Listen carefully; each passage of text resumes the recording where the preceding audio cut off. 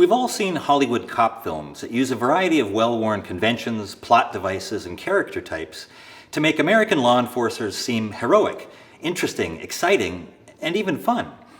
But like Andrea, who in the case of the made-for-TV mystery movie wondered, where are all the female detectives?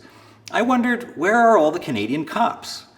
Police officers who arrest suspects on the streets of big cities, have wild car chases, and shake down suspects with the good cop, bad cop routine in the interrogation room. Instead, for most of the 20th century, the only Canadian cinematic police that I could find are those who patrol the western frontier on horseback, what film historian Christopher Giddings calls the sheriff in a red tunic.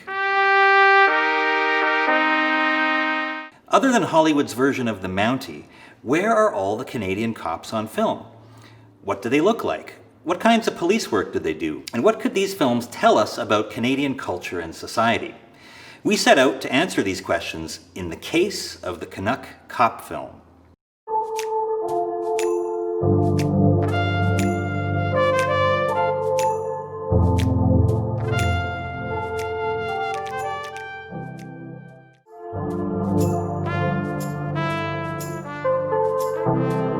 In the early 20th century, Hollywood produced plenty of schlock depicting Canada as a frozen frontier with, according to Giddings, the occasional French-Canadian lumberjack, mad trapper, singing Mountie, saloon girl, and Indian. Historian Pierre Burton counted 256 Hollywood Mountie films between 1907 and 1956. But these were nothing more than Hollywood westerns.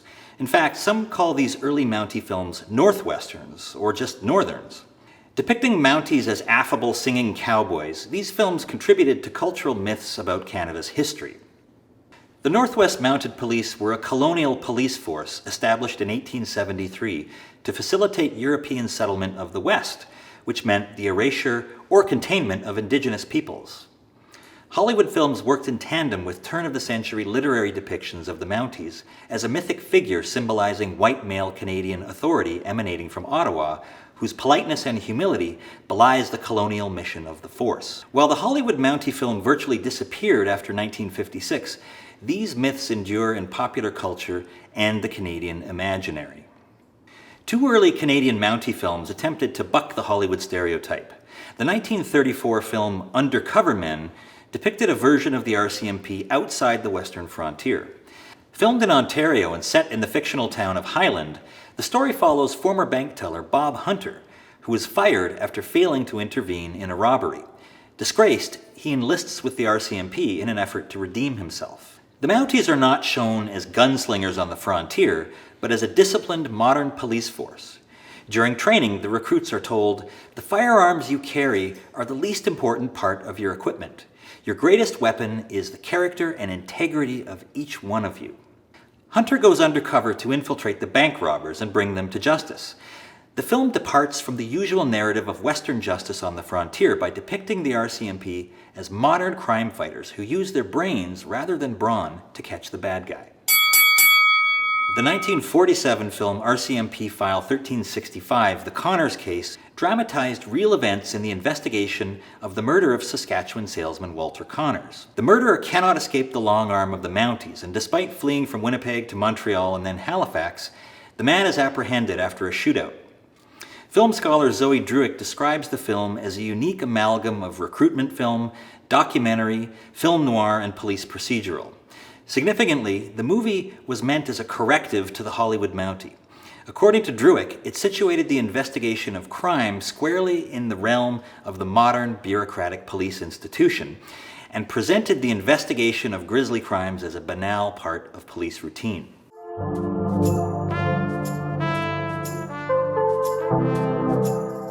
In the 1970s, Hollywood was looking to move beyond the Western, and a new cycle of films transplanted these storylines into an urban context. Dirty Harry in 1971 saw Clint Eastwood exchange his cowboy attire for a police badge on the streets of San Francisco, setting the pace for a new type of police film. Around the same time, two Canadian films provided a critical examination of the Mounties. In 1974's Alien Thunder, the Mounties use excessive force to hunt down and kill an Indigenous man arrested for a minor crime. In 1981's Death Hunt, RCMP officers in the Yukon Territory hunt obsessively for the mad trapper without success, countering the myth that the Mounties always get their man. These critical RCMP films led the way for films to explore other aspects of modern policing in Canadian urban contexts. In the 1990s, as Toronto contemplated amalgamation into one big city and was reeling from American-style gun violence, 1994's I Love a Man in Uniform explored policing as performance. A bit like Undercover Men's main character, Henry Adler is a bank teller and aspiring actor, portraying a cop in a Toronto film TV show. Wearing a police uniform costume, Henry passes for the real thing, which leads him on a dark journey into insanity, violence, and police corruption. A defining feature of the contemporary period is uncertainty about online technologies and their potential for the sexual exploitation of children. Adam Egoyan's 2014 film, The Captive, plays directly on these fears. Policing in this film is high-tech and takes place largely in front of a computer screen. Police detectives in Niagara Falls, Ontario, pursue a ring of internet pedophiles who abduct children and use surveillance technology to psychologically torture their grieving parents. The film confirms our worst fears about the potential of the internet for evil, while reshaping our conception of what policing looks like in Canada. In The Captive, Canadian police now patrol a digital frontier, and unlike in the Hollywood Mountie film, the villains are not so easy to distinguish from the good guys. Criminologist Nicole Rafter has argued that it's important to consider what we don't see in crime films, perhaps even more so than what is seen. The virtual absence of non-white police in American and Canadian films reinforces the construction of traditional white male authority that harks back to the early 20th century RCMP films. However, these cultural norms are challenged in 2017's Black Cop, which explores racial tensions in Canada, where an officer takes matters into his own hands after being racially profiled while off duty. The film picks up on recent revelations about the prevalence of racial profiling in Canadian cities like Toronto, and makes the issue of race visible for Canadians, who are accustomed to imagining that we have avoided the social problems common in the US. Like I Love a Man in Uniform, Black Cop shows a side of Canada that runs counter to the pervasive national myths about violence and multiculturalism by showing the effects of racial inequality. Eric Canuck's 2006 Bon Cop, Bad Cop uses the buddy cop genre to think about Canadian national identity. Hugely popular in the 80s and 90s, buddy cop movies feature two radically different men assigned to work together on a big case. While they seem like opposites, they have the same moral code. They agree on the big things like right and wrong, innocent and guilty. This helps them work together to track down the bad guys. Sociologist Neil King points out that cop movies can tell us a lot about some of our deepest collective feelings, and that these movies can seem right if they reflect common assumptions about the world and offer ways to make sense of it. So what assumptions does Bon Cop, Bad Cop make about Canada's social world? In Canadianizing the buddy cop film, we end up with one cop from Quebec and the other from Ontario.